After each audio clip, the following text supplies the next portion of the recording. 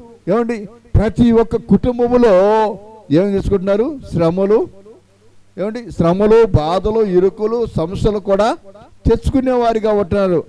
అది చాలామంది అంటారు కదా, ఏమంటారు? నాకెందుకు రావాలి శ్రమ, నాకెందుకు రావాలి బాధ, నేను దేవుని వద్దకు వెళ్తున్నాను కదా అని లేరంటారా? ఏమండి ఉన్నారు, కానీ అది దేవుడు పెట్టిందా?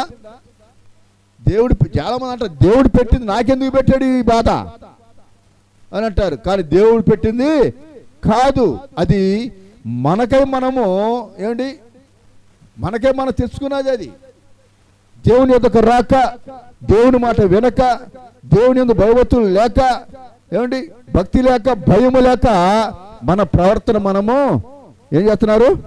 మన మార్గాన్ని మనము వెళ్తున్నాం. అవునా?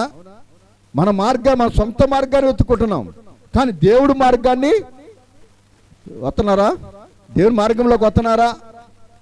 దేవుని మార్గంలోకి వచ్చిన వారికి అనేకమైన దీవులు నేను ప్రభు అని అంటున్నాడు.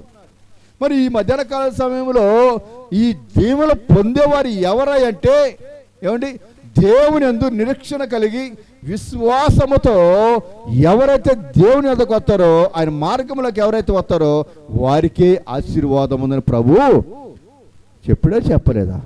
హల్లెలూయా, హల్లెలూయా. మరి ఆ దీవెనలు ఆశీర్వాదాలు పొందుకోవటానికి ఈ యొక్క మధ్యకాల సమయంలో మరి కొద్ది నిమిషాలు దేవుని వాక్యాన్ని మనము విందాం. మరి సమయంలో మన మధ్యలో జరుగుతున్న వచ్చి కొద్దిసేపు దేవుని వాక్యాన్ని మనకి వినిపిస్తే శ్రద్ధగా విందాం.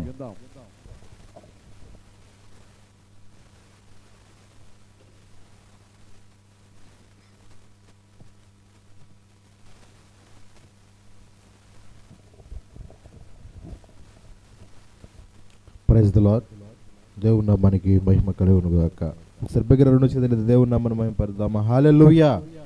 కొంచెం బిగ్గరగా దేవునికి స్తోత్రం. మంచిది ప్రియులారా, మన ప్రభువును రక్షకుడైన యేసుక్రీస్తు వారి నామములో మీ అందరికి కూడా హృదయపూర్వకమైన వందనాలు. అందరికి కూడా వందనాలు. మంచిది, కొద్ది నిమిషాలు దేవుని వాక్యాన్ని ధ్యానం చేద్దాం. ఫిలిప్పీయులకు రాసిన పత్రిక 4వ అధ్యాయము 19వ వచన భాగాన్ని మనం చదువుకుందాం. Page number 181. కొత్త నిబంధన గ్రంథంలో రాయబడిన పుస్తకము ఫిలిప్పీయులు రాసిన పత్రిక 4వ అధ్యాయము 19వ వచనం చదవండి అమ్మా. కాగా దేవుడు తన ఐశ్వర్యము చెప్పున క్రీస్తు యేసునందు మహిమలో మీ ప్రతి అవసరము తీర్చును. చిన్న ప్రార్థన చేసుకుందాం. చదవబడిన వాక్యముతో దేవుడి యొక్క ఉదయకాలం ముందు మనతో మాట్లాడిన నిమిత్తమే చిన్న ప్రార్థన.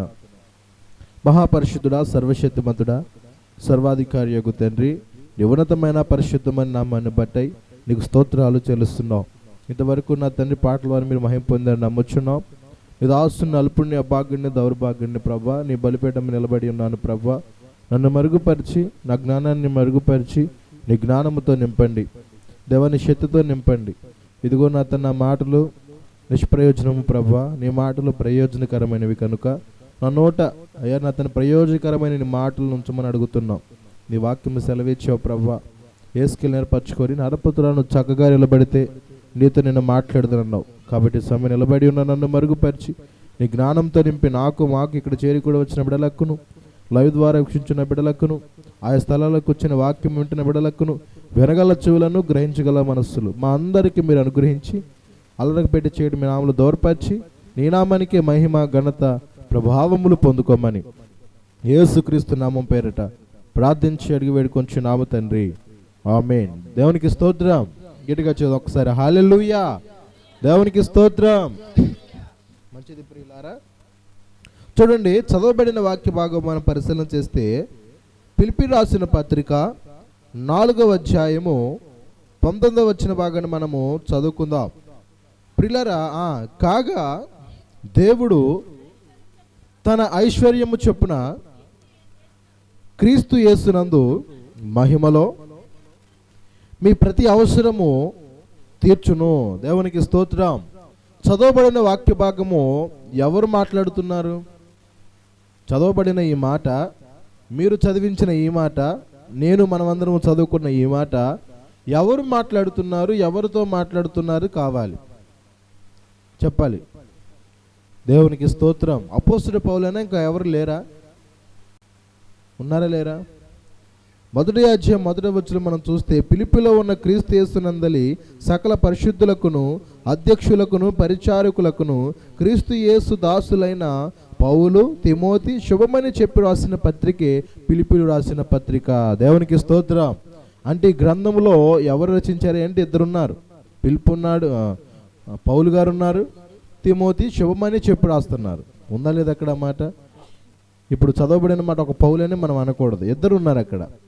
కాబట్టి ప్రియమైన దేవుని బిడ్డలారా, కొన్ని పత్రికలో పౌలు ఉంటాడు, కొన్ని చోట తిమోతి ఉంటాడు, ఒక్కొక్కసారి శీల ఉంటాడు, యాహోను, ఇలా అతను రచించిన పత్రికలు తన జాత పని వారిగా కూడా ఉండి శుభమని చెప్పి రాసిన పత్రికలు కూడా ఉన్నవి. మంచిది ప్రియులారా. కానీ ప్రాముఖ్యంగా ఎవరికై అంటే రిఫరెన్స్ ఇచ్చేది మనము పౌలు గారికి. ఎందుకంటే పౌలు గారు ముఖ్య ప్రసంగి. దేవునికి స్తోత్రం. లేఖనాల్లో ఉంది పౌలు గారు ఏ ప్రసంగి? ముఖ్య ప్రసంగి కనుక అని అతనికి ఒక పేరు పెట్టేట్టు మనము చూస్తాం. తిరుపతి అనో బర్బా అనో పేరు పెడతారు. అర్థమవుతుందా? ఆ పేరు పెడతాం వల్ల మేము అంత టోలం కాదు అని కూడా తగ్గించుకున్న సందర్భం కూడా పౌలు గారు, ఈ అతనితో పాటు ఉన్నవారు తగ్గించుకున్న విధానం కూడా మనం బైబిల్లో చూస్తాం.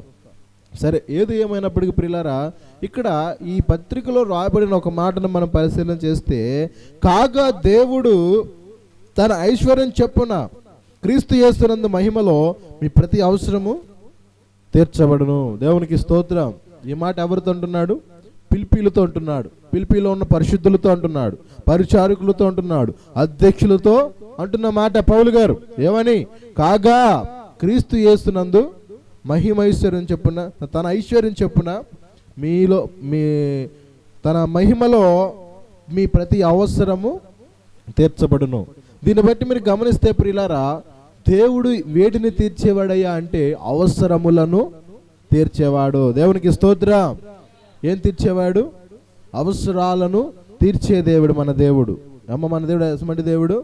అవసరాలను తీర్చే దేవుడు. అవసరాలంటే ఏంటి చెప్పండి? అవసరాలంటే ఏంటి? కావలసినవి. అర్థమవుతుందా మనకి? కావలసినవి. ఉదాహరణకి శాంపుల్, వంట చేస్తున్నప్పుడు నూనె అవసరం. నూనె లేకుండా ఏదైనా పని అయితే కూరలు, ఇప్పుడు అది నూనె అవసరమా కదా? ఉదాహరణకి చెప్పడానికి ఇలాంటివి ఎన్నో చాలా ఉన్నాయి, ఒకటి కాదు. బ్రతుకు జీవనోపాధి కొరకై ఏది అవసరం? పని అవసరం. మనిషి జీవనోపాధి నిమిత్తమై కష్టపడాలన్నా కూడా అతనికి ఏం కావాలి? ఈరోజు చూస్తే ప్రియులారా, కష్టపడే శక్తి మనుషులకు ఉన్నా కూడా సరైన పని లేని తరుణాన్ని కూడా మనం ఎన్నో చూసాం. సరైన పని విధానం లేనిటువంటి వారిని మనము చాలా చూసాం. అప్పుడు అతనికి కావాల్సిన అవసరం తీరాలంటే అతని పని కావాలి, అవునా కదా? కానీ ఇక్కడ ప్రియులారా, ఫిలిప్పీ సంఘస్థులతో అపోస్తలుడైన పౌలు తిమోతి ఏమని చెప్తున్నారంటే, కాగా దేవుడు తన ఐశ్వర్యం చొప్పున క్రీస్తు యేసునందు మహిమలో మీ ప్రతి అవసరము తీర్చబడును అంటున్నాడు. మీ ప్రతి అవసరము తీర్చబడును. ఇక్కడ గమనిస్తే కాగా దేవుడు తన ఐశ్వర్యం చొప్పున అన్నది బాగానే ఉంది. తర్వాత క్రీస్తు యేసునందు మహిమలో, ఇక్కడ దేవుడు మనకు కనబడుతున్నాడు, క్రీస్తు యేసు మనకి కనబడుతున్నాడు. గమనించండి, శ్రద్ధగా ఆలకించండి, చూడాలి నా వైపు. అర్థమవుతుంది ఇక్కడ? కాగా దేవుడు తన ఐశ్వర్యం చొప్పున క్రీస్తు యేసునందు మహిమలో మీ ప్రతి అవసరము తీర్చబడును. అవసరాలు తీర్చేది ఏ నామములో తీర్చబడును అంటున్నాడు ఇక్కడ? యేసుక్రీస్తు నామములోనే మన అవసరాలు తీర్చబడును. తండ్రి అయిన దేవుడు, అర్థమవుతుందా? తండ్రి అయిన దేవుడు ఐశ్వర్యవంతుడే. గమనించండి, మనము క్రిస్మస్ రోజున వినే వాక్యాల్లో కూడా మీరు విన్నారు ఈ మాట, తండ్రిని విడిచిపెట్టని కూడని భాగ్యమని ఎంచు కూడా తన్ను తను ఏం చేసుకున్నాడట? తగ్గించుకొని రిత్తునికి ఈ లోకములో మానవుని స్వరూపము ధరించెను అన్న మాట మనం చూస్తాం. చాలా మంది వీటిల్లో అర్థాలు వేరుగా తీసుకుంటారు. దేవుడు ఒక్కడే. గమనించండి, దేవుడు ఒక్కడా ముగ్గురంటే మీరేం చెప్పాలి? చెప్పండి, మీరేం చెప్తారు? అమ్మా షులమితి గారు, దేవుడు ఒక్కడా ముగ్గురా? చెప్పాలి. ఒక్కడేని ఎలా మనం ప్రూవ్ చేయగలుగుతాం? ముగ్గురు కాదా? ఇలాంటి డిబేట్ల ద్వారా కూడా చాలా మంది సతమతపోబోతున్నారు. వాటిని వివరించి చెప్పాలంటే వాక్యాలు రెఫరెన్స్ చాలా ఉన్నాయి. కానీ వింటున్నారు ఆ టైంలో, అవును కదా అనుకుంటున్నారు. మళ్ళా లేనిపోయిన వాళ్ళు, బుద్ధిహీనులు మాట్లాడే మాటను బట్టి బుద్ధిగా నడిచే నీవు కూడా ఏం చేస్తున్నావు, పప్పులో కాలేసినట్టు అయిపోతుంది నీ జీవితం. ఇక్కడ చదవబడిన మాటలు మీరు ఒక్కసారి గమనించండి. పౌలు అంటున్నాడు, కాగా దేవుడు తన ఐశ్వర్యం చెప్పున, మన దేవుడు ఐశ్వర్యవంతుడు అని కూడా అర్థం చేసుకోవచ్చు ఇక్కడ. ఎందుకంటే ధనవంతుడై ఉండి ఏం చేశాడు అన్నాడుగా భక్తుడు, ధనవంతుడై ఉండి యేసయ్యా దారిద్రుడై ఇలా పుట్టాడయ్యా, ధనవంతుడై ఉండి యేసయ్యా దారిద్రుడై ఇలా పుట్టాడయ్యా. పుట్టాడా లేదండి? నీ కొరకు నా కొరకు మన పాప విమోచన కొరకై పుట్టాడు అని తెలుసుకోవాలి. ఎవరో తెలుసా యేసయ్యా, చెబుతా నేడు వినవయ్యా, పెడ చెవి పెట్టక త్వరపడి వచ్చి రక్షణ పొందయ్యా, రక్షణ పొందయ్యా. దేవునికి స్తోత్రం. హల్లెలూయా.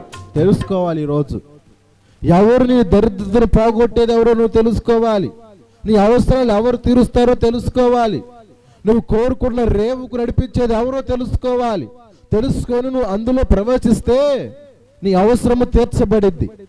నువ్వు ఆయనను తెలుసుకోకుండా, ఆయన విధానం ఏంటో తెలుసుకోకుండా ఎవరో చెప్పారు నేను అడిగానంటే కుదరదు. అర్థమవుతుందా? అవసరాలు తీర్చేది యేసుక్రీస్తు అని మనము తెలుసుకోవాలి. దేవునికి స్తోత్రం. ఈ మాటను క్లారిటీగా చెప్తున్న ప్రియులారా, కాగా దేవుడు అన్నాడు తన ఐశ్వర్యం చెప్పున క్రీస్తు యేసునందు మహిమలో. దేవుడు సెలవిస్తున్నాడు, తండ్రి పని చేయడానికి యేసుక్రీస్తు ఈ లోకానికి వచ్చానని చెప్పాడు. నా తండ్రి చిత్తము నా పైన ఉంది కనుక అన్నాడు కొన్ని సందర్భాల్లో.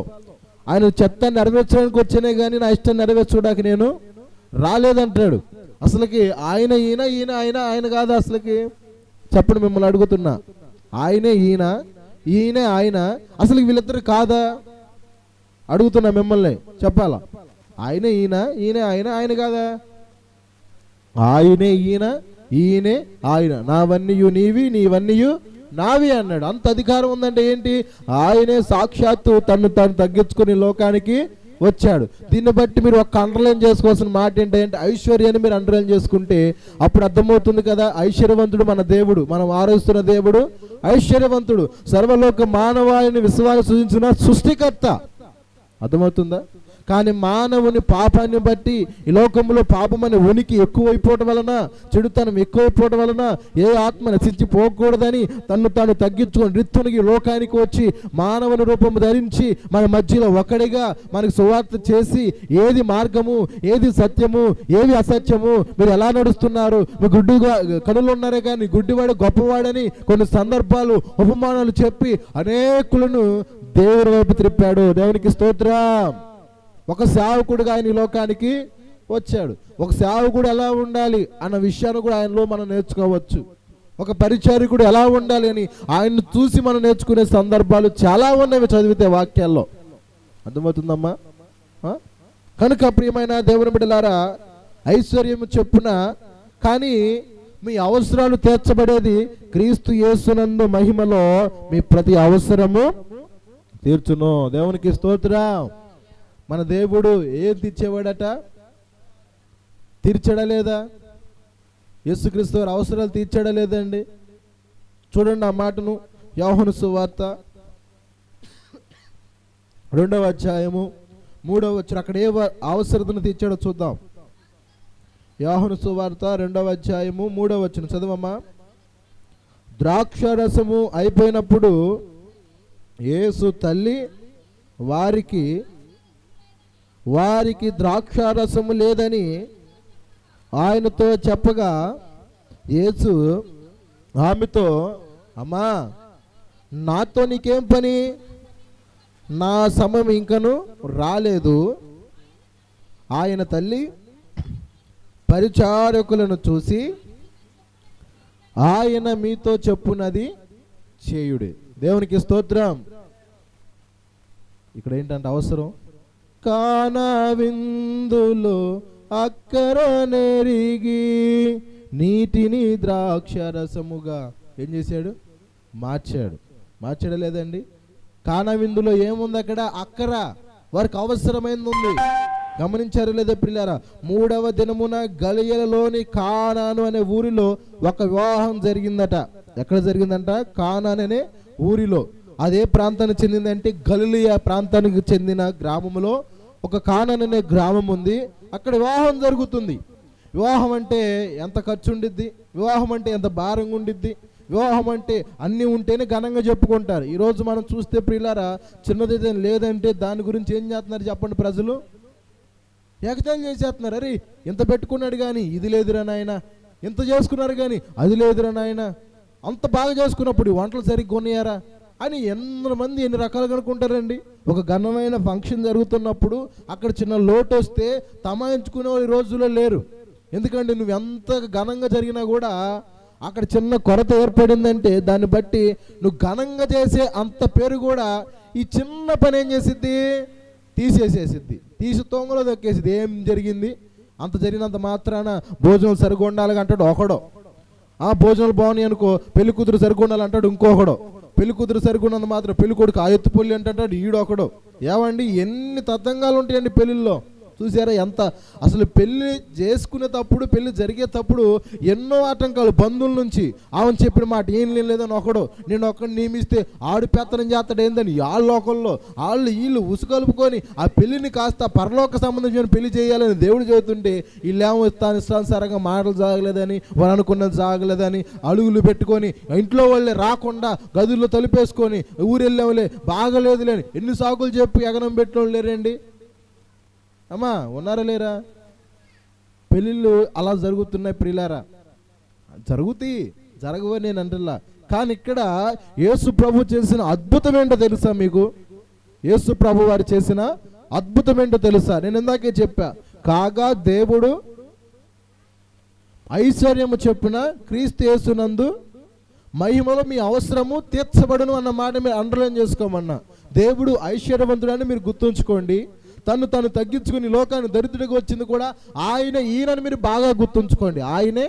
ఈయనే తండ్రి అయిన యెహోవా దేవుడే యేసుక్రీస్తు దేవుడికి ఈ లోకానికి వచ్చాడు. అర్థమవుతుందా? ఆయన మహిమలో చొప్పున మీ అవసరము తీర్చబడును. ఇప్పుడు ఆయన ఈ లోకానికి వచ్చిన తర్వాత ఆయన కూడా ఎక్కడికి పిలువబడ్డాడు అంటే పెళ్లికి పిలువబడ్డాడు. పెళ్లికి అతను కూడా ఆహ్వానించారు. యేసు ప్రభు అని కూడా, అయ్యా ఈరోజు మా వాళ్ళు పెళ్లి చేసుకుంటున్నాను, మా కొడుకుతో కుమార్తెతో మీరు రావాలయ్యా అని ఆయనకి ఏం చేసి ఇన్విటేషన్ ఇచ్చారు. అతను వచ్చాడు. అర్థమవుతుంది? ఆయన వచ్చాడు. రాగానే యేసు తల్లి కూడా అక్కడే ఉంది. యేసు తల్లి ఎవరు? మరియమ్మ గారు కూడా అక్కడే ఉంది. మరియమ్మ గారు కూడా అక్కడే ఉండి యేసును ఆయన శిష్యులను ఆ వివాహమునకు పిలువబడ్డారా? వాళ్ళందరికి వాళ్ళే వచ్చారా? పిలువబడ్డారా లేదండి? నేను ఎందుకు ఈ మాట మరొకసారి అడుగుతున్నానంటే, ఆయన్ని ఏ రీతిగా వివాహము చేసుకున్న దంపతులు కావచ్చు, వారి బంధువులు కావచ్చు, ఏ రీతిగా ఆయన పిలుచుకున్నారో అలాగే వాక్యం ఉంటున్న ప్రియమైన దేవుని బిడ్డ, ప్రియమైన సహోదరుడా సహోదరి, నీ జీవితంలోను కూడా నీ హృదయంలోను కూడా ఆయనను పిలుచుకుంటే చాలా గొప్పవాడు అవుతావు.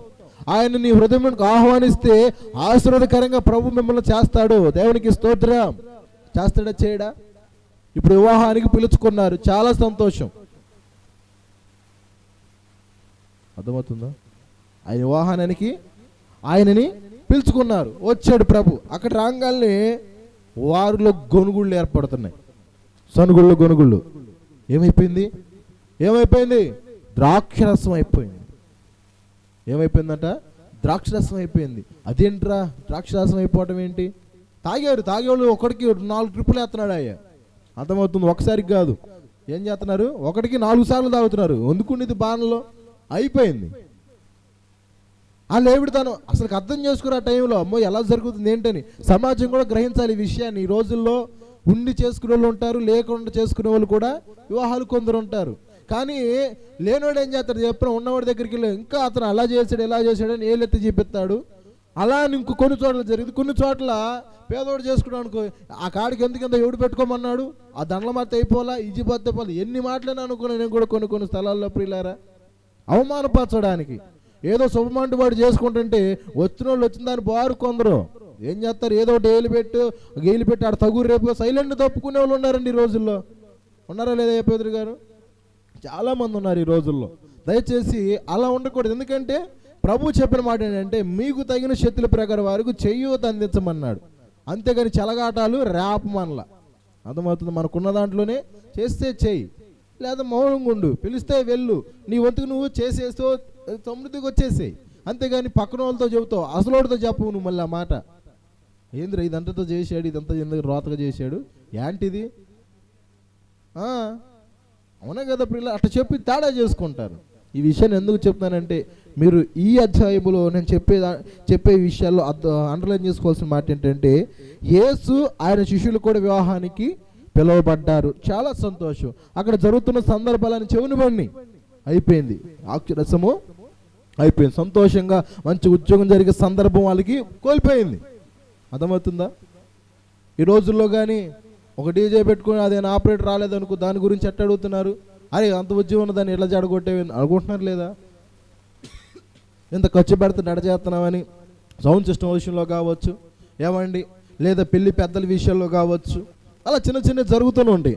అలాంటి మాటలు చెవిని పడంగానే వెంటనే ద్రాక్షరసం అయిపోయిందని యేసు తల్లి ఎవరు చెప్పింది? యేసు ప్రభుకి చెప్పింది మరియ. దేవునికి స్తోత్రం. ఏం చెప్పింది యేసు తల్లి మరియమ్మ గారు? అయ్యా ద్రాక్షరసము అసలు ఆయనకి ఎందుకు చెప్పాలంటే నేను అమ్మా ఆయనకి ఎందుకు చెప్పాలి? ఆయనకే ఎందుకు చెప్పాలి? మరియమ్మ గారు అయినా పెళ్లి పెట్టుకున్నోడు చెప్పొచ్చుకి వెళ్ళి చెప్పండి. పెళ్లి పెట్టుకున్నాడు, అయ్యా ద్రాక్షరసం అయిపోయింది తొందరగా తీసుకొచ్చి పోయినాయన వీళ్ళందరూ కావు కారులు అంటున్నారు, అసలు కింద నోటి మీద కానీ తాగిపోతే వీళ్ళు అసలు ఆగేటట్లేరు, నువ్వు చెప్తే ఆయన ఏదో చేసేవాడు కదా. ఆ టైంలో అప్పటికప్పుడు ఎవరు చేయలేడు. అది ఆ మధ్యలో ఉంది, మధ్యలో కార్యం ఆగిపోతే ఎట్లా? అప్పుడు అర్థం చేసుకుంది ఏమంటే చెప్పన, అవసరాలు తీర్చే ఈయనుండగా కొదువేంటి అన్నాడు కదా. నీవు నాకుండగా నీవే నా అండగా, నీవు నాకుండగా నీవే నా అండగా, సకలము సకలము చేయగలవు అనలేదా? కలవరపడినే కొండల వైపు నా కన్నులెత్తుదునా, కలవరపడినే కొండల వైపు నా కన్నులెత్తుదునా, కొండల వైపు నా కన్నులెత్తి కోదువతో నేను కుమిలెదనా, కోదువతో నేను కుమిలెదనా. దేవునికి స్తోత్రం. కొండల వైపు కన్నులెత్తిన తర్వాత కుమిలిపోవాల్సిన అవసరమే వచ్చింది నీకు అని అడుగుతున్నాడు ఇక్కడ. అమ్మో అర్థమైందా? కొండల వైపు చూసావు. కొండెవరు? కొండెవరు చెప్పండి? కొండెవరండి? ఈ పాట ఎవరు మాట్లాడారు? అర్థమవుతుందా? కొండల వైపు నా కన్నులెత్తుచున్న మాట ఎవరు మాట్లాడారు? చూడండి, ఆలోచించండి, కళ్ళు మూసుకొని ఆలోచించండి గట్టిగా. ఎన్నిసార్లు అంటే దావీదు కొండల వైపు నా కన్నులెత్తుచున్నానయ్యా, నిస్సహాయ స్థితిలో ఉన్నానయ్యా, నాకు సహాయం ఎవరిస్తారయ్యా, నాకు సహాయం ఎవరిస్తారని కొండల వైపు కన్నులెత్తుచున్నాను. సహాయం ఎవరి వల్ల కలుగునంటే అది దేవుని వల్లనే, యెహోవా వల్లనే కలుగును అంటాడు. దేవునికి స్తోత్రం. గట్టిగా చెప్పడం ఒకసారి హల్లెలూయా.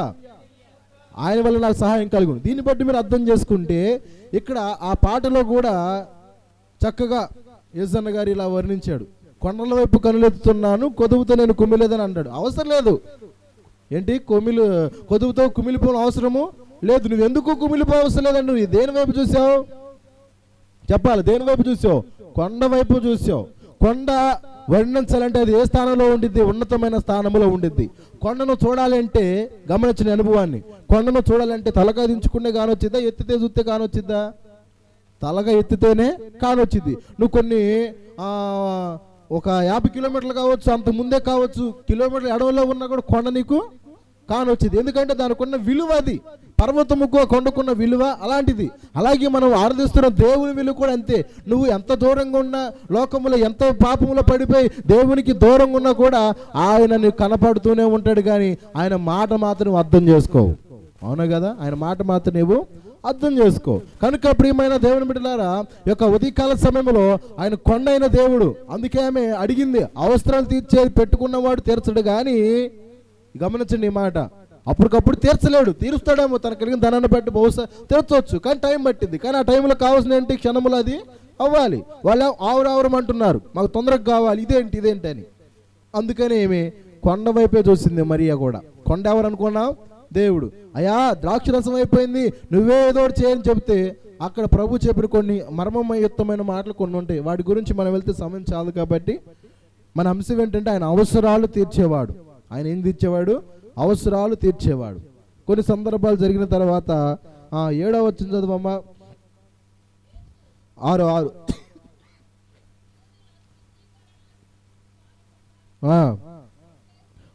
2 3 తూములు పట్టు 6 రాతి బాణలు అక్కడ ఉంచబడెను. యేసు ఆ బాణలను నేలతో నింపుడని వారితో చెప్పగా వారు వాటిని అంచెల మటుకు నింపిరి. అప్పుడు ఆయన వారితో, మీరిప్పుడు ముంచి విందు ప్రధాని యొద్దకు తీసుకొని పొండని చెప్పగా వారు తీసుకొని పోయిరి. ఆ ద్రాక్షరసము ఎక్కడి నుండి వచ్చినో ఆ నీళ్లు ముంచి తీసుకొని పోయిన పరిచారకులకు తెలిసిందే గాని విందు ప్రధానికి తెలియకపోయిన కనుక ద్రాక్షరసమైన ఆ నీళ్లు రుచి చూచినప్పుడు ఆ విందు ప్రధాని పెండ్లి కుమారుని పిలిచి ప్రతివాడును మొదట మంచి ద్రాక్షరసం పోసి జనులు మత్తుగా ఉన్నప్పుడు జబ్బు రసము పోయిను, నీవైతే ఇది వరకును మంచి ద్రాక్షరసం ఉంచుకొని ఉన్నావని అతనితో ఆ గలిలలోని కానానులో యేసు మొదటి సూచక్రియ చేసి మహిమపరచబడెను. దేవునికి స్తోత్రం. ఈ మాట మీరు అర్థం చేసుకున్న చదవబడిన మాటలన్నీ కూడా అర్థమవుతుందమ్మా? ఈ మాటలు చదవబడిన అర్థమవుతుందా? అక్కడ కొరత ఏర్పడిన తర్వాత ఆయన 6 రాతి బాణల నెలతో నింపమన్నాడు. నీటిని అక్కడేం చేశాడు? ద్రాక్షరసముగా చేశాడు. చేసిన తర్వాత అక్కడ చేస్తున్న పరిచర్లకే తెలిసిందే కానీ విందు ప్రధానికి కూడా తెలియలా. విందు ప్రధానిని కూడా తెలియలా, ఎక్కడి నుంచి వచ్చింది ఏంటని కూడా తెలియలా. పరిచర్య చేసేవారికే దాని భారం ఏంటో, దాని విలువేంటో తెలిసిద్ది. అర్థమవుతుందండి? పరిచర్యలు ఏకీభవించి ఎలా ఉంటుంది ఏంటని తెలుసుకున్న వాడికి చెప్పే అధికారులను బట్టి ఉండిద్ది. అట్లాగే యేసుప్రభు ఆ స్థానంలో ఉన్నాడు, పక్కన పరిచర్యలు ఉన్నాడు, పెళ్లిలో వర్క్ చేసేవారు అక్కడ ఉన్నారు. వారికే తెలిసిందే కానీ ప్రధాన వాళ్ళని మినాయించిన గ్యాంగ్ లీడర్ ఉంటారు కదా, అతనికే తెలియలే. ఇక్కడ తెలియపోయేసరికల్లా సరే ఏదో రీతిగా అందరూ తాగారు. తాగిన తర్వాత అతను అంటాడు పెళ్లికోమని పిలిచి, అబ్బాయి ఇట్రా, నువ్వు ఎంత మాధుర్యమైన ద్రాక్షరసానికి ఎక్కడిది? ఎవరైనా ముందు మంచిది పోతారు. మత్తులో ఉన్నాడు వాడు తాగేది ఏదో తెలియదు కాబట్టి, అది చేదుగా ఉందో తీయగా ఉందో తెలియదు కాబట్టి అది పోయాలి. కానీ నువ్వు ఇలా చేసావు, అసలు ఇలాంటిది ఎలా వచ్చింది అని అక్కడ అందరూ మాట్లాడుకుంటే ఇంతకీ కారణం ఎవరయ్యా అంటే యేసు ప్రభు వారు చేశారు. దేవునికి స్తోత్రం. ఇప్పుడు ఆ పెళ్లిలో అవసరమైంది ఏంటి? రాక్షసు. అది లేదు అంటే నేను ఇందాక చెప్పా, అది చిన్నది ఏదైనా లేదంటే ఆ పెళ్లిలో ఎన్నో రకాలుగా చెబుతారు. దాన్ని ఒకరి నోట ఒకరి చెవిలో పడిపోయి వెళ్ళిపోయి పెళ్లి పెద్దలకు కావచ్చు, పెళ్లి జరుపుకునే యవన బిడ్డలకు కావచ్చు, వారి తల్లిదండ్రులు కావచ్చు, బాధ కలగజేయడం అయింది. కానీ ఆ సందర్భాల్లో జరగల. ఎందుకంటే అక్కడ ఎవరున్నారు? యేసు ప్రభు ఉన్నారు. దేవునికి స్తోత్రం. ఇప్పుడు ఆ విందులో అవసరం తీర్చడం లేదు యేసు ప్రభు వారు? తీర్చడం లేదమ్మా? తీర్చినట్టు మనం లేఖనాలు బట్టి చూస్తున్నాం. మన విశ్వాసాన్ని బట్టి కూడా నమ్మేవారికి ఉండాలి. దేవునికి స్తోత్రం. ఇందాక వీటిలో కూడా 2 అండర్లైన్ చేసుకోమన్నా. ఒకటి, యేసు ప్రభువుని వారు పిలుచుకున్నారు. పిలుచుకున్న బట్టి ఆయన అక్కడ ఉన్నాడు కాబట్టి ఆ కొరత తీర్చబడింది. అలాగే నీవు కూడా నీ హృదయంలో యేసును పిలుచుకుంటే నీ అవసరం ఏదైనా, నీది ఏదైతే అడుగుతున్నావో, ప్రార్థనాపూర్వకంగా ఏదైతే ఆయన వేడుకుంటున్నావో ఆ రీతిగానే కానాను గ్రామంలో ఆ వివాహంలో ఏ రీతిగా యేసు ప్రభు ద్రాక్షరసం అనే అవసరాన్ని తీర్చాడో నీ నా జీవితాలు కూడా, మన అవసరతలు కూడా ఆయన్ని కానీ మనం కూడా మన హృదయంలో పిలుచుకొని ఆయనకి మనం ప్రథమ స్థానం ఇస్తే ఆ రీతిగానే మన అవసరాలు ప్రభువు తీర్చునుగాక. తీరుస్తాడు లేదండి? కనుక ప్రియమైన గమనించాలి. కాబట్టి దేవుడు మరి కానాను గ్రామంలో అవసరాలు తీర్చినట్టు మనము చూస్తున్నాం. కనుక ప్రియులారా, అదే ఫిలిప్పీ రాసిన పత్రిక 4:16 కూడా చదవండి. ఫిలిప్పీ రాసిన పత్రిక 4:16 ఏలయనగా దెసలోనికలో కూడా మీరు మాటి మాటికి నా అవసరమును తీర్చుటకు సహాయము చేశారు. నేను ఇవి అపేక్షించి ఇలాగ చెప్పట్లేదు, కానీ మీ లెక్కకు విస్తార ఫలము రావాలని అపేక్షించి చెప్పుచున్నాను. దేవునికి స్తోత్రం. ప్రియారా, ఈ మాటను మీరు గమనించారా? ఈ మాట అపోస్తలుడైన పౌలు తిమోతిలు మాట్లాడుతూ ఒక మాట అంటున్నారు. ఏమనంటున్నారా అంటే, ఏలయనగా దెసలోనికలో కూడా మీరు మాటికి మాకు ఏం చేశారు? అవసరాలు తీర్చాడు. ఇక్కడ ఇతను ఎవరయ్యా అంటే దైవజనుడు కదా. దైవజనులు కావాల్సిన అవసరాలు దెసలోనిక సంఘం వారు తీర్చారట. వారి గురించి చెబుతున్నాడు. ఫిలిప్పీ సంఘముతో మీరు ఏ రీతిగా అయితే చేశారో అలాగే దెసలోనిక సంఘంలో కూడా ఒక సేవకుడికి ఏది అవసరమో, మందిరానికి ఏది అవసరమో, అది ఏది కావాలో, సువార్త నిమిత్తము మరి గుడారం అవసరం కదా. నలుగురు కూడుకోవాలంటే ఎండకి ఎవరు ఉండలేరు, కాబట్టి గుడారం అవసరం అంటే అక్కడ వారు పూనుకొని వెంటనే బాధులు తీసుకొచ్చి పాకలాగా వేసేసి అక్కడ దేవుని పని కొనసాగించారు. అక్కడ మాకు ఏం చేశారు? వారు మా అవసరాన్ని తీర్చారు. ఇదనే కాదు, ఆహార విషయంలో కూడా వారు మా అవసరాలని తీర్చారు. అర్థమవుతుంది? వారు మా అవసరాలని తీర్చారు. అందుకని వారి గురించి చెబుతున్నాడు. ఏమని? ఏదో దెసలోనిక వారు కూడా చదవాల. ఏలయనగా దెసలోనిక వారు కూడా మీరు మాటికి నా అవసరాలు తీర్చుటకు సహాయము చేశారు. నేను అపేక్షించో ఏదో చెప్పట్లా, ఘనంగా చెప్పట్లా, కానీ మీకు ఫలము రావాలని. అర్థమవుతుందా? ఏంటంటమ్మా? విస్తారమైన ఫలము రావాలని అపేక్షించు చెప్పుచున్నాను. నాకు సమస్తము సమృద్ధిగా కలిగి ఉన్నది. మీరు పంపిన వస్తువులు ఎపభద్రత వలన పుచ్చుకొని ఏమీ తక్కువ లేకుండా ఉన్నాను. అవి మనోహరమైన సువాసనయు దేవునికి ప్రీతికరమును ఇష్టమునైన యాగమునై ఉన్నవి. దేవునికి స్తోత్రం. ఒక సేవకుడి అవసరాలు మనం తీర్చగలిగితే, సేవకుడికి అవసరం ఏంటంటే దైవ సంబంధించిన విషయాల్లో, మందిర విషయంలో కావచ్చు, దేని విషయంలోనే కాదు, విడమర్చి చెప్పాలంటే చాలా ఉంటాయి ప్రియులారా. వాటి విషాదపరచడం సమయం లేదు కాబట్టి క్లుప్తంగా మాట చెబుతున్నా. ఇక్కడ ఎవరు అవసరాలు తీర్చారంటే సంఘం అంతా చెప్పరేంటండి? ఎదేస్తులేని వారు, దెసలోనిక వారు, ఫిలిప్పు వారు పౌలు గారి యొక్క అవసరాలు తీర్చారు. అతను చేసే పని ఏంటి? సేవ, దేవుని పని. దేవుని పని విషయంలో వారు అందరూ ఏం చేశారు? సహకరించారు. అందుకని వారికి ప్రతిఫలం రావాలి, విస్తారమైన ఫలం రావాలని నేను ఈ మాట చెబుతున్నానే కానీ ఏదో మిమ్మల్ని మొలక చెట్టు ఎక్కాలను అది కాదయ్యా నేను చెబుతున్నాను ఆ మాట క్లారిటీగా. అర్థమవుతుందా? ప్రియమైన దేవుని బిడ్డల విషయాన్ని మీరు బాగా గ్రహించాలి. అందుకని ఎపభద్రత వల్ల పుచ్చుకొని ఏమీ తక్కువ లేకుండా ఉన్నాను. వారు చేసే ఆ పరిచర్య బట్టి వారు తీర్చే అవసరాలు వివరిస్తున్నాడు. వారు తీర్చే అవసరం ఎలాంటి అని పోలుస్తున్నాడు చెప్పండి. అక్కడ అవి మనోహరమైన సువాసనయు దేవునికి ప్రీతికరమును ఇష్టమునై యాగమునై ఉన్నవట. ఒక సేవకుడు అవసరాలు తీర్చగలిగే సంఘ బిడ్డల్లాగా ఉన్నట్లుంటే ఇతరుల విషయాల్లో కూడా మన సాయి శక్తుల ప్రకారం మనకున్న దాంట్లో ఇతరుల అవసరాలు కూడా మనం పాలు పంచుకున్న వారమై ఉంటే ఆ చేసే పనులు ఎవరికి ఇష్టంగా ఉన్నాయంట? దేవునికే ఇష్టంగా ఉన్నాయి. ఆ మాటలు చెప్పి ఈ మాట అన్నాడు. ఆ మాట అవసరమైన మాట. కాగా దేవుడు తన ఐశ్వర్యము చెప్పున క్రీస్తు యేసునందు మహిమలో, దీన్ని బట్టి అర్థమవుతుంది ఇచ్చేవాడికి తీరుస్తాడా తీర్చడా? చెప్పండి అమ్మా, తీరుస్తాడా తీరుడా? అనేమని ఇంకా వీటి గురించి వెళ్ళిపోతుంది. నాకు ఇచ్చి శోధించండి, ఆకాశవాకిని నిప్పి పట్టనంత దీవెనలను కుమ్మరిస్తాను అన్నాడు మాలాకీలో. అవునా? ఉందా మాట లేదా? అందుకని ఇక్కడ మీరు ఇలా నాకు చేశారు కదా, సేవలో మీరు సహకరించారు కదా, అలాంటప్పుడు దేవుడు మిమ్మల్ని ఊరకనే వదిలిపెట్టడు. ఊరగనే చేయడు. నా మందిరంలో ఆహార భాగం ఉన్నట్లు దేవుని ఎదుగు తండి. అప్పుడు నేను మిమ్మల్ని శోధించినప్పుడు, మీరు నన్ను అలా చేసినప్పుడు నేను మీకు అత్యధికమైన దీవెనతో మిమ్మల్ని నింపుతున్న సందర్భాలు మనము లేవి కాండంలో చూస్తాము, మాలాకీలో చూస్తాము, ఒక చోట ఒక్కొక్క గ్రంథంలో కూడా మనము చూడగలుగుతాం. కనుక ప్రియులారా, అవసరాలు తీరుస్తాడు. మనము ఇతరుల అవసరాలు తీర్చగలిగినట్లయితే దేవుడు కూడా నీ అవసరాలు అలాగే తీరుస్తాడు. దేవునికి స్తోత్రం. అవునా కదా, అన్నాడు లేదా? కనుక ప్రియమైన దేవుడు గమనించాలి. అందుకే మన దేవుడు ఏం తెచ్చే దేవుడు అన్నాం మొదలను కదా. అవసరాలు తీర్చిన అమ్మవు నీవే, నమ్మకాన్ని పెంచిన నాన్నవు నీవే. అవసరాలు తీర్చిన అమ్మవు నీవే, నమ్మకాన్ని పెంచిన నాన్నవు నీవే.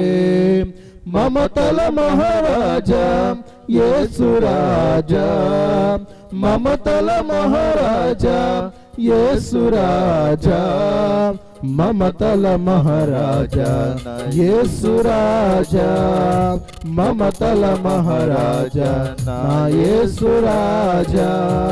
పదే పదే నే పాడుకోనా, ప్రతి చోట నీ మాట నా పాటగా. మరి మరి నేను కాటుకోనా, మనసంత పులకించే నీ సాక్షిగా. నా జీవిత గమనానికి గమ్యము నీవే, చితికిన నా గుండెకు రాగం నీవే. నా జీవిత గమనానికి గమ్యము నీవే, చితికిన నా గుండెకు రాగం నీవే. దేవునికి స్తోత్రం. హల్లెలూయా. ఏమన్నావు? అవసరాలు తీర్చే అమ్మ. చెప్పండి. అందుకే నేను తల్లిని అంటాడు ఒక చోట, నేను మీకు తండ్రిని అంటాడు ఇంకొక చోట, నేను మిమ్మల్ని అనాథలకు విడవని అంటాడు ఒక్కో చోట. చూసారు ఎన్ని సందర్భాల్లో ఆ మాటని? యెషయా గ్రంథంలో ఒక అద్భుతమైన మాట ఏంటో తెలుసా? చంటి బిడ్డను తల్లి మరిచిన నేను మాత్రం మిమ్మల్ని మరవను అన్నాడు లేదమ్మా? మాట ఉందా లేదా? మరవని దేవుడు మన దేవుడు. అవసరాలు తీర్చే దేవుడు మన దేవుడు. ఎప్పుడు తీరుస్తాడు? ఏం చేస్తే తీరుస్తాడు? చెప్పండి. అక్కడ మీరు చదివిన ఈ మాటలు, దెసలోనికల వారు ఏ రీతిగా అయితే అవసరాల్లో పాలు పంచులు పంచుకున్నారో అట్టి వారి అవసరాలు ఏ మహిమేశ్వరం చెప్పున దేవుడు మహిమేశ్వరం చెప్పున కాగా యేసుక్రీస్తు మహిమేశ్వరం చెప్పున ప్రతి అవసరాలు తీరుస్తాడన్న మాటను మనము చూసాం. కనుక ప్రియులారా గమనించండి. యొక్క ఉదయకాలం ముందు నిజమే ప్రభువా, నా అవసరాలు ఎందుకు తీరతలేదు, నా బాధలు ఎందుకు తీరతలేదు అంటే ఈ మాటను బట్టే ప్రభువా. ఇందాక చెప్పిన మాటలు కూడా, యేసు ప్రభుని వారి వివాహాన్ని పిలుచుకున్నారు, నువ్వు ఆ చేయట్లా, నీ హృదయంలో దేవుణ్ణి ఆహ్వానించట్లేదు. దేవుడు ఉన్న చోటన కొదువు ఉండిద్దా? ఉండదు. అన్న చోట కొదువే ఉండదు. యెహోవా నా కాపరి, నాకు లేమి కలగదన్నాడు. లేమంటే ఏంటి? కరువు, కొదువు లేదు. ఎందుకంటే ఆయన ఎవరిని ఉంచుకున్నాడు? ఎవరికి ఎక్కువ రిఫరెన్స్ ఇచ్చాడు? ఆయన దేవునికి ఇచ్చాడు. అందుకే అతనికి లేమి లేదని దావీదు 23వ కీర్తనలో మనం చూస్తాం. కనుక నీ జీవితంలో కూడా, వింటున్నావా? నీ జీవితంలో కూడా ప్రియమైన సహోదరుడా, ఆ కానాన్ని గ్రామంలో వివాహం చేయబడిన వారు ఏ రీతిగా అయితే యేసు ప్రభును వారి వివాహాన్ని పిలుచుకున్నారో, ఆయన పిలుచుకోవడం బట్టే కదా వారి అవసరం తీర్చబడింది. అలాగే నీ హృదయంలోను కూడా యేసుని ఆహ్వానించుకొని నీ హృదయంలో కూడా యేసుకి మన తావిచ్చినట్లయితే, ఏమండి, మీరు ఏదైతే ప్రార్థన పూర్వకంగా అవసరాలు తీర్చమని వేడుకుంటున్నారు, రుణ బాధలైనా, ఆర్థిక బాధలైనా, సమస్యలైనా, కుటుంబంలో జరిగే తగాదులు బట్టి విడిపోయిన బంధాలైనా, ఏదేమైనా కూడా ఆయన మీ ప్రతి అవసరము తీరుస్తాడన్న వాళ్ళు గట్టిగా స్తోత్రం చెప్పండి. కొంచెమే తిరుగుతాడా? కొంచెమే సౌండ్తోనే చెబుతాడు. గట్టిగా చెప్పండి. ఇంకా కొంచెం గట్టిగా చెప్పండి. ప్రభువు మన అవసరాలను క్రీస్తు యేసు మహిమేశ్వరు చెప్పున ఇక్కడ చేరి కూడా వచ్చిన మీ అందరి జీవితాల్లో వేటినైతే కోల్పోయి వేటి కొరకైతే ఎదురు చూస్తున్నారు, ఈ అవసరాలు తీరటం లేదని మీరు బాధపడుతున్నాడు, ప్రతి అవసరతలను ఇక్కడ చేరి కూడా వచ్చిన మీ అందరి జీవితాల్లో, లైవ్ ద్వారా చూసిన ప్రతి ఒక్కరి జీవితాల్లో, ఆ స్థలాల్లో కూర్చొని బాధపడుతూ కృంగిపోతున్న నీ జీవితాల్లో ఆయన వైపు చూస్తే, కొండ వైపు చూస్తే, కోట వైపు చూస్తే, ఇదిగో నీవు నా కొండకి ఏది నాకు అక్కర్లేదని భక్తులు చెప్పినట్లుగా ఈ యొక్క ఉదయకాల సమయంలో వాక్యము చెప్పబడిన రీతిగా నీ ప్రతి అవసరతము, మన ప్రతి అవసరత యేసుక్రీస్తు నామములో తీర్చబడును గాక.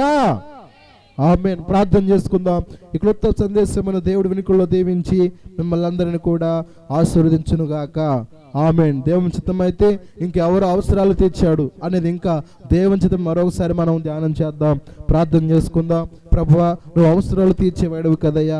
అయ్యా, నా జీవితంలో అవసరాన్ని తీర్చయ్యా, నేను నీ యొద్దకు వస్తున్నానయ్యా, అయ్యా నా అవసరాన్ని తీర్చున్నానని ప్రార్థన చేయడం కాదు, చేయాలి. కానీ దానికన్నా ప్రాముఖ్యమైనది ఏంటంటే యేసును పిలుచుకున్నారా కానని వివాహంలోనికి నువ్వు కొన్ని జీవితానికి యేసుని ఆహ్వానించు. చేయి, నోరు తెరిచి చిన్న ప్రార్థన. ప్రభువా, నిన్ను నా హృదయంలో చేర్చుకోలేకపోయానయ్యా, నామకార్థంగా ఆహ్వానించుకుంటున్నా. ఇప్పుడు వాక్యం విన్నాం కదా, నిజమే అనిపించింది. మరి కొద్ది నిమిషాల్లో నాయన నీ మందిరం విడిచి వెళ్తున్నప్పుడు నాయన మళ్ళీ లోకానుసారంగా ఉంటున్నానయ్యా. పైపు వచ్చి నేను వస్తున్నా కదా, అవసరాలు ఏం జరుగుతున్నాయని నిన్నే శోధించానయ్యా, నిన్ను అవమానపరిచానయ్యా. దౌర్భాగ్యుడినయ్యా, దుఃఖమాలిందన్నయ్యా, దౌర్భాగ్యాలనయ్యా. దేవా, పిలుచుకున్నప్పుడే నువ్వు వాళ్ళకి ఘనకార్యం చేసావు. అదే నువ్వు అక్కడ స్థలం లేకపోతే ఆ వివాహం అంతా నవ్వుల పాలయ్యేదయ్యా. నిజంగా అట్ట నవ్వుల పాలు అవ్వకూడదని, వివాహం జరుపుకునే వారికి అవమానం రాకూడదని ఉండి దేవా అవసరాన్ని తీర్చావయ్యా. నిజమేనయ్యా, నువ్వు అవసరాలు తీర్చి అమ్మవు నాయన. ఒక సాధారణమైన తల్లి తన కొడుకు అవసరాన్ని గుర్తెరిగి అప్పో సప్పో చేసి ఏ రీతిగా అయితే బిడ్డ ఆశను తీర్చిద్దో ప్రభువా, ఈ లోకంలో ప్రేమ కన్నా కూడా అత్యంతమైన ఘనమైన ఉన్నతమైనది నీ ప్రేమ.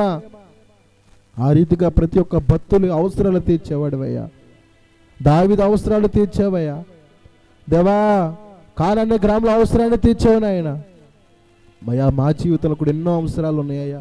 ఆర్థికాన్ని బట్టి ఫైనాన్షియల్గా ప్రభు ఎన్నో అవసరాలతో ఉంటున్నాం ప్రభు దేవా.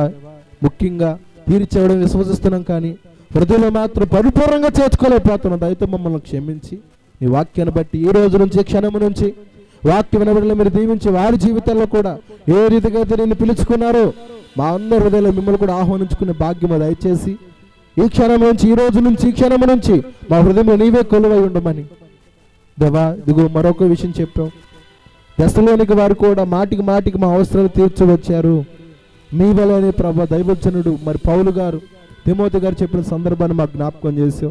ఒక సేవకుడు అవసరాలు తీరిస్తే తనకి కావలసిన ఆత్మ సంబంధమైన దేవుని విషయాలు అవసరాలు తీర్చగలిగిన వాడిగా తీర్చగలిగిన దానివైతే అలాగే మీ ప్రతి అవసరత కూడా తీర్చబడినని ఘనపరిచి సంఘాన్ని బలపరిచిన సందర్భాన్ని మాకు బయలుపరిచినందుకు నీకు స్తోత్రాలు.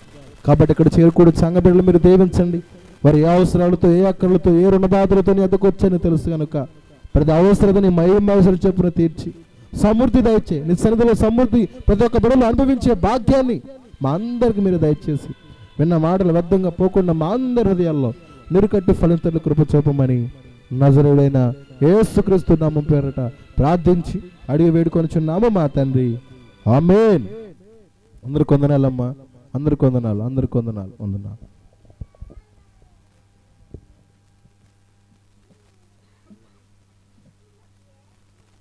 దేవునికి స్తోత్రం. హల్లెలూయా, హల్లెలూయా. దేవుని యొక్క అసలు మంచి వర్తమానం విన్నాం. ఎందుకంటే అవసరాలు తీరాలంటే మనం ఎలా ఉండాలి? దేవునికి నమ్మకస్తులుగా ఉండాలి. నమ్మకము లేకపోతే ఏ అవసరం కూడా తీరదనమాట. మరి మధ్యాహ్న కాల సమయంలో అవసరాలు మన దేవుడు ఎలాంటి వాడు? అవసరాలు తీర్చే దేవుడు, ఆదరించే దేవుడు, కరుణించే దేవుడు, కృపగలిగిన దేవుడు గనక మరి అలాంటి దేవుడు మన సొంతమైనందుకు మనం ఎలా ఉండాలి? ఎలా ఉండాలి? నమ్మకస్తులుగా మనము కలిగి ఉండాలి. దేనికి స్తోత్రం. మోషే నమ్మకస్తుడిగా ఉన్నాడా లేడా? నా ఇల్లంతట్లో మోషే నమ్మకస్తుడిని ఉంది కదా. మరి మోషే నమ్మకంగా ఉన్నప్పుడు మోషేతో దేవుడుండి దేవుడు మోషే అవసరాలు తీర్చాడా తీరలేదా? తీర్చాడు. బైబిల్ గ్రంథంలో భక్తులు అవసరాలు దేవుడు తీర్చాడు. ఎందుకంటే అనేక సందర్భాలు కూడా మరి నమ్మకస్తులుగా దేవునికి ఉన్నారు. ఈనాడు వాక్యం విన్న నీవు నేను మనము కూడా అవినీతిమంతులుగా ఉండకూడదు, అపనమ్మకంగా ఉండకూడదు. దేవుని వాక్యము వింటున్నాము, ఆ వాక్యాన్ని బట్టి మనం నడుచుకోవాలి. దేవుడికి మనము నమ్మకస్తులుగా మనము ఉండాలి. దేవునికి స్తోత్రం. మరి యొక్క సమయములో